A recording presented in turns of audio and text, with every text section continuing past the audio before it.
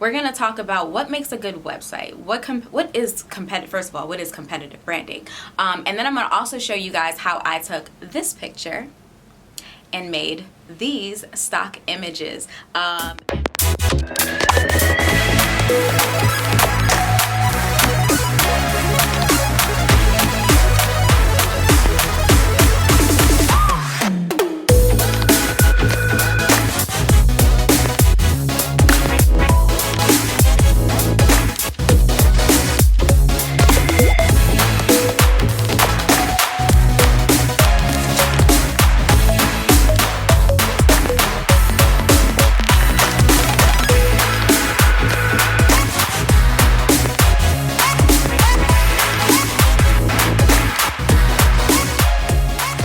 What's up, everybody? Welcome back to Making the Brand. My name is Saika Bince and I am the proud owner of Starstruck Cosmetics. It's been a while since I've given you guys an update, a MTV behind the scenes. I have been getting really good footage of my process though. Ignore my phone, sorry, let me put that on silent.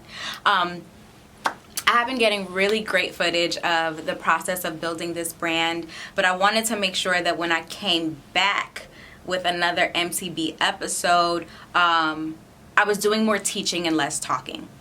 A little bit about me. I am a creative. I've been graphic designing on Photoshop. I've been using Photoshop for about 16 years now. Now, that's a long time to be familiar with the program, but if I have to give credit where credit is due, I would say that within the past 3 years, and especially over quarantine, my skills are kind of up there. So I'm confident in giving you guys some tutorials, easy to follow, as well as templates to download. I'm just trying to be a bundle of resources for everyone. Okay, so that is the design aspect. And then as far as the branding aspect, I started a music career in 2008, and I feel like everything that I learned about being a personal brand and my artistry really helped me confidently step into this space of managing my own brands. Brands that I didn't have to be the face of. It was important to me that I did not have to be the face of Starstruck because I wanted people to buy into it because it's good and not because they, because I'm loved. So between Photoshop and an understanding of brand development and managing my artist career, I feel like I got what it takes to put you guys on a good path to developing your personal brands. Okay, so I got some notes here. So I'm gonna keep looking down at my notes so that I don't ramble, because that's another thing about me. I definitely talk a lot. Okay, so today is going to be the first of a 3-part series that I like to call competitive branding. The 2020 pandemic made way for a flood of new businesses, new entrepreneurs. I love it. All the boss babes are popping up. However, that does mean that if you don't know what you're doing, competition is going to be a little bit more steep.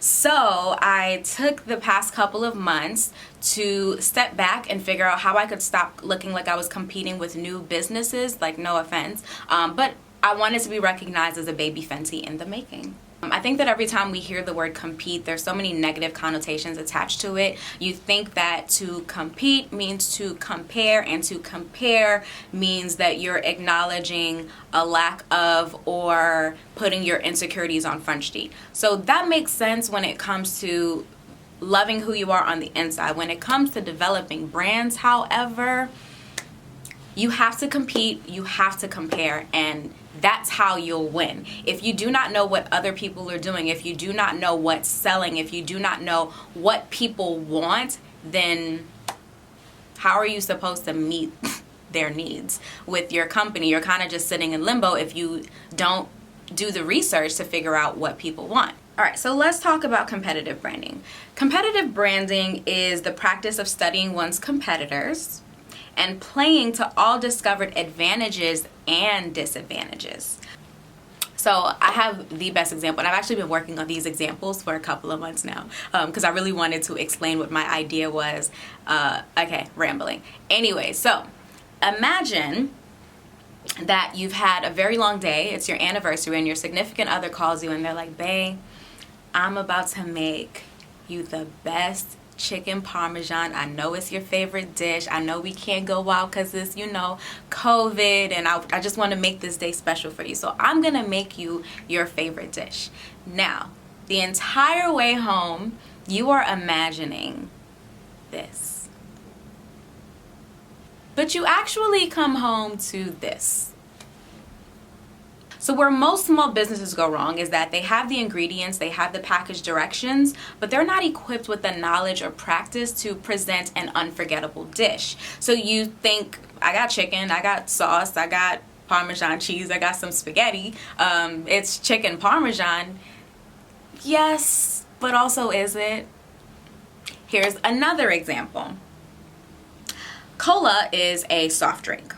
If you Google the word cola, a bunch of images of Coca-Cola is going to pop up. Now, this is due to popularity and brand identity, especially because the word cola is in the name of the company. Now, though Coca-Cola is the top-selling soda in America, you'll find that Pepsi is a very, very close runner-up. They are the leading soda brands. They go head to head. Pepsi owns the Super Bowl. Coca-Cola act like it owns the world. We love it. Keep in mind, though, that other cola brands exist. All right, so if given the choice between a generic cola brand, Pepsi, or Coca-Cola, the branded sodas being about $3 for a can and the generic brand is $1.50. It's safe to assume that most consumers are going to choose between the Coca-Cola or the Pepsi, and the alternative is probably going to be chosen based on budget, but realistically speaking, the society that we live in, we're American, and we like name brands that we recognize. We've built a relationship with them, and we trust them, and we see them all the time, and it's Coca-Cola or Pepsi. So how does this tie into competitive branding? Well, if I decided tomorrow that I wanted to launch a soda company, I'm not looking at the generic brands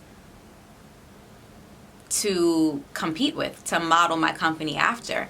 I may not have Coca-Cola or Pepsi money, but I want to have Coca-Cola or Pepsi money. So I'm going to study that market. I'm going to study their branding. I'm going to go on their websites. I'm going to go on, do any sort of research that's going to put me in line mentally and branding wise to really start to understand what they've been doing right and also what they do wrong, so that I can leverage myself to one day be in competition with them. Does that make sense? I feel like that makes sense. Shoot for the stars, land on the moon, and leave the rest of these brands on earth. Competitive branding will be your best friend. Okay, so now, as I said, I did take notes on this for you guys so that I wouldn't ramble. Okay, so in this digital age, your website is your company's first impression. That is your brand's first impression. Before anyone has product in hand, they are relying on the branded images and your website to tell them whether or not they trust you to send out their product, and to tell them whether or not they trust that this is something that's worth what they're about to spend, whatever it may be, whether it be $5 on a lip gloss or $30 on a candle. Your website tells people whether or not they should buy. You can have a super, super dope ad, and then someone goes on your website and they're like, oh, never mind. That was a cool ad though. Cool. So in my opinion, a good looking website will have two font styles max: your title font and your body font. When designing graphics for your banner or header images, it's important to make sure you're using the exact same fonts provided on the website, or a font very close to it. The fonts you use are so important because they tell a story. So now here's one of my favorite examples of different stories a font can tell. So while this one looks lovely and inviting, this one's a little bit creepy. Same words, different fonts. So fonts tell a story. Fonts are so important. Google Fonts, thefont.com, and fonts.com are great places to start your search.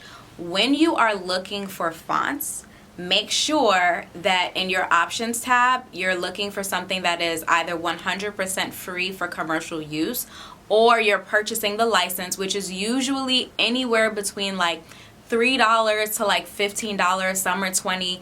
It's worth it because you don't want to become attached to like a brand's image or establish a brand identity, and then someone comes back and they're like, yo, like, do you have the license to use this?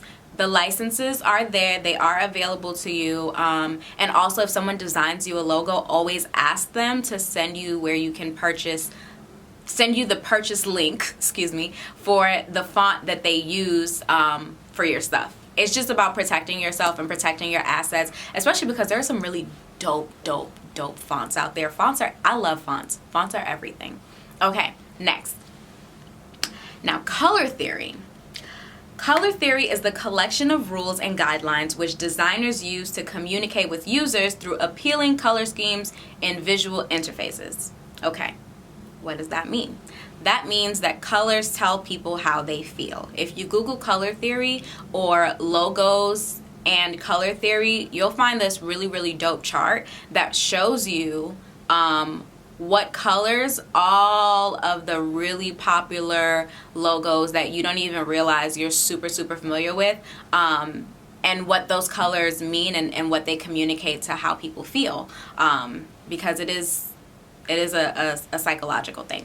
Okay, so to pick the best colors every time, designers use a color wheel and refer to extensive collective knowledge about human optical ability, psychology, culture, and more. So when designing a website and accompanying graphics, it's best to create or find a color scheme chart so that you're consistent in the story that you're telling. So that means that if your website is themed black and blue, but your Instagram is themed red and orange, you're not doing a good job at establishing a mood for your customers, because those are like on complete opposite ends of the spectrum. Okay, so now my absolute favorite thing now is stock photos. Stock photos are going to change your life. If you don't know what stock photos are,